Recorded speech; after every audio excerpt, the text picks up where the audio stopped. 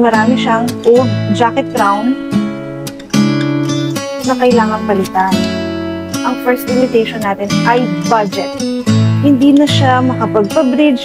Ang plano natin, bunutin na ito. No? Bunutin na so we can install a new jacket crown. Si Dr. Rochelle, ayaw ko po na nagbubunot ng maganda pang ngipin. Nakukonsensya po tayo. And so, ginawa natin ang paraan. This is called an overdenture. Ang kanyang mga lumang jacket crown ay i-cover na lang po natin sa pustiso. Kasi wala naman po itong pain. Ilang taon na rin po itong naka-expose. Nagkaroon na tayo ng repair or secondary dentin. At ito po ay nag-repair on itself. Nag-heal ang ngipin.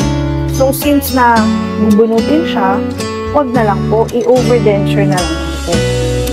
With the use of flex.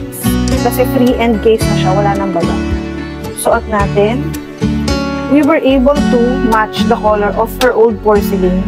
Tingnan natin ang totoong color. Yan. Kita, na color match natin. Maganda siya. I like it. Na color match natin, pinaghirapan yan. Ilang beses kayo nag-trial? Dalawa. From? Malolos, Bulacan. Good job.